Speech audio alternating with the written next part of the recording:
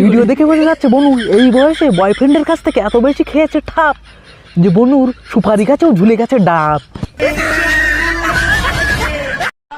Handle তো লুকিয়ে লুকিয়ে সব ছেলেরাই মারে, আর দোষ হয় বেচারা রোগা রোগা ছেলে। হ্যান্ডেল যে ছেলেই মারবে না কেন, সে পাতলা হোক বা মোটা, এরাই কিন্তু ভরে দিতে পারে গোটা। তাই বলছি যখন তখন এসব তুমি দেখতে যেও না খোদ, কারণ এরাই তোমাদের যখন তখন মেরে দিতে পারে পোদ। हाय गाइस, किसको दूध पसंद है? আমি আমি আমি দুধ খেতে বেশি ভালোবাসি, আমি দুধ খেতে বেশি ভালোবাসি, आके पी लो।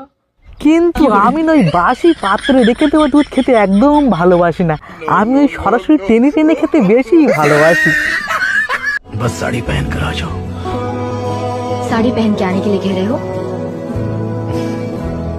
আরে বাড়া তোমাকে শাড়ি পরে আসতে বলেছি, ব্লাউজের হুক খুলে আসতে বলিনি। বাড়া তোমার বুকের পাতে 2 বিঘা জমি সব বাড়া লোকে দেখে নিল বাল। বাঙালিকে তুমি যত স্টাইল শেখাও না কেন, সেই কিন্তু তোমাকে ঠিক করেই শোয়াবে, ঠিক আছে? হয়তো তুমি যাকে সুযোগ দিচ্ছ সে হয়তো চিৎ করে দিতেই বেশি ভালোবাসে।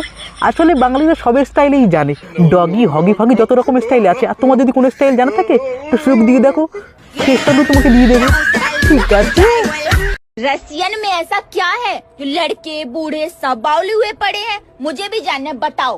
আর রাশিয়াতে যাওয়ার কোনো দরকার নেই, কারণ রাশিয়াতে যেটা পাওয়া যায় সেটা হলো রাশিয়ান ডাব, যেটা খুব বড় বড় সাইজের। অলরেডি তোমার কাছে 2টো আছে। कौन है ये जिसने दोबारा मुड़ के मुझे नहीं देखा? তোমাকে দেখে কারা মুড়ি দেখে না জানো? আমাদের সমাজের হালকা পাতলা ছেলেগুলো, কারণ ওরা ভয় পায়।